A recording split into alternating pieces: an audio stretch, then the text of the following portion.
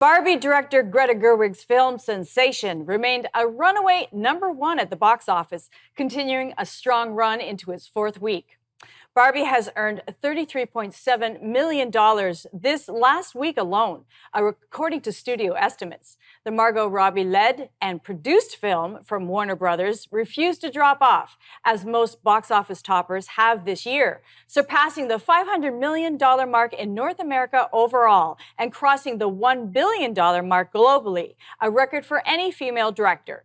Joining us now to discuss the success of the Barbie movie is Brendan Caldwell, director of Caldwell Securities. Brendan, thank you very much for joining us on Forum Daily. My pleasure. I've got my pink on. I'm ready to go. You are ready. So listen, why did Mattel decide to produce and release the Barbie movie? Well, there's a history of toy movies going back over the years, and they can be really, really positive when they're done well. I mean, the Transformers series going back to the middle of the last, or 2 decades ago now, I guess, the 2000s, like 2007, I think the first Transformer movie came out, and the Lego movie was a monster success. So if you're faced with flagging toy sales, when you've got a stereotypical doll that may not fit the image that the world is trying to project right now, and yet you want to find a new way to get people interested in it. I don't know that Mattel had anything to lose, and they certainly haven't. This has been a runaway success, more successful than any other toy movie in history, except perhaps for Toy Story. So how did the marketing around the Barbie movie and its relation to Oppenheimer help boost its sales?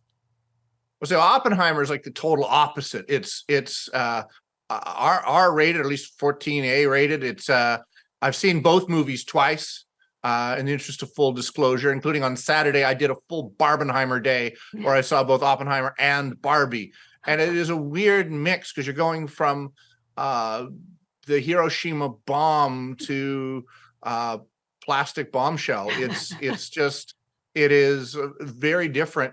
But the two, just the very oppositeness of the all like sweet and salty, seem to have gone together with moviegoers. So I see a lot of movies. I see some movies multiple times. These I've both seen twice, and I'll probably see at least one or both of them another time in the theater. So the two have created this rolling phenomenon. But whether you're making a movie about a World War II physicist or a plastic children's toy, the real key is to make a good movie. Disney's done something like this with Haunted House and the original Pirates of the Caribbean. They made one movie, The Haunted House, with Eddie Murphy years ago that nobody wanted to see because it wasn't a good movie.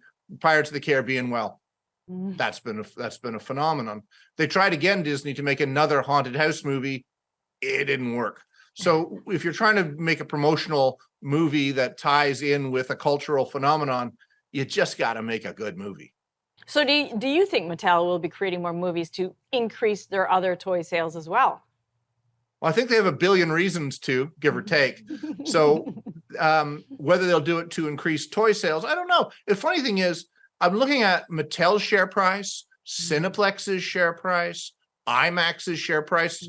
I mean, IMAX has had a monster year this year, and well, Mattel's up, Cineplex is up a bit, and over the last little while, they're not up from where they were, at the beginning of the year. So it's funny. It hasn't yet translated into investors thinking that these companies, which should be benefiting hugely from, I went to see Oppenheimer in IMAX on Saturday. It was packed. The movie's been out for several weeks now, and it's still packed.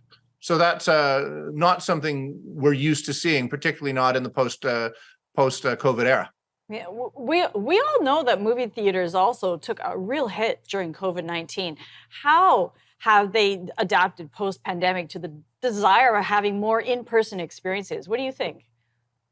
Well, it's to know your market. The people. So anything that creates a strong reaction, positive and negative, will you'll be able to charge more and have bigger margins. So double down on the people that love movies, give them better, richer, bigger experiences. So IMAX with Oppenheimer, like you don't see Oppenheimer except in IMAX. Or if you want to see a movie like the VIP experience, that Cineplex has. Do everything better, higher end, more, make it so differentiated from seeing a movie at home. Like, what would be the point of seeing Oppenheimer at home? If you're going to watch a movie about a nuclear blast, you pretty much have to see it on the biggest screen possible.